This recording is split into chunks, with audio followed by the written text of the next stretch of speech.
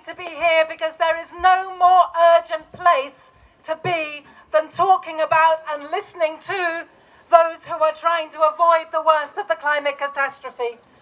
Because you know and we know that every light on the Earth's dashboard is flashing red.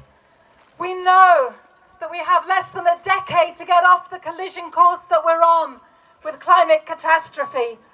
And yet we have a government that, far from doing the right thing, is doing the wrong thing. A government that is ending zero carbon homes, that is slashing support to solar, that is privatizing the Green Investment Bank, that is forcing fracking onto local communities, that is extending Heathrow Airport. My friends, they are doing everything wrong in the book, and we are here to say enough.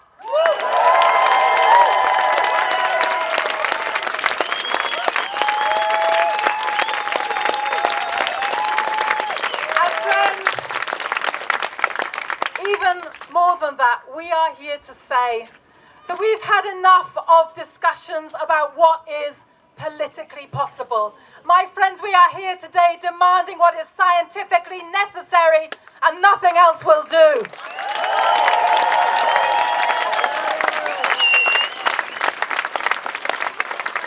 And it's not as if we don't know what we do need to do. What is lacking is the political will. I keep thinking back to that amazing film that was made 10 years ago now, The Age of Stupid. You might have seen it. The wonderful Franny Armstrong made that film. And Pete Postlethwaite, that wonderful actor, played the part of someone who had survived a climate catastrophe, the sole survivor of that catastrophe. And you know, he says in words that still make the hairs go up on the back of my neck every time I repeat them, he said, "Why is it, knowing what we knew then, we didn't act when there was still time?" Friends, that is the most important question we could possibly be asking today. And the answer is because of the fossil fuel industry, because of the vested interest, because of the corruption of Parliament, because of the inaction of our government. And quite simply, friends, that failure to act is the greatest moral failure of our time.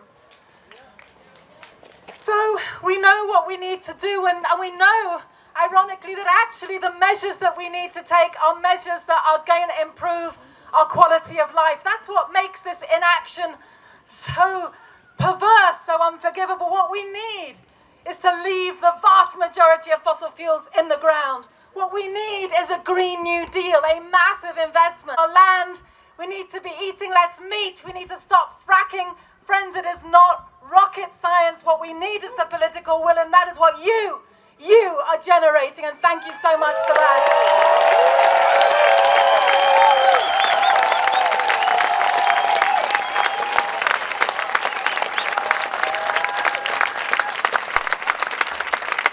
And we're here because we recognize that with time running out, it falls to us here, to act. It is the most awesome responsibility, but it is also an amazing opportunity as well. And when we look back at this moment, when history writes the story of this moment, it won't be those blockading the bridges or striking from schools that history judges badly. It will be those who close their ears and shut their eyes. Those who understood the science of climate change, yet consistently failed to rise to the challenge of our rising seas. Many of them say that, this problem is too big, it's too expensive, that there are things that we simply can't change. They would have us give up.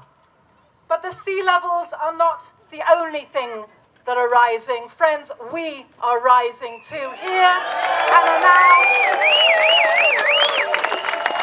Across the country and across the world, we are rising.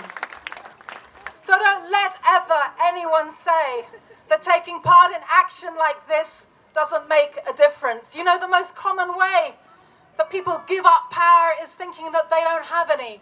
We have shown, you have shown, that we do have power and that we can use it for good. We are already way ahead of the governments who lack the political will to act and of the corporate interests who are blocking the changes we need. But already we know, my friends, that together we are more powerful than they can possibly imagine, and that we are the people that we've been waiting for. Thank you.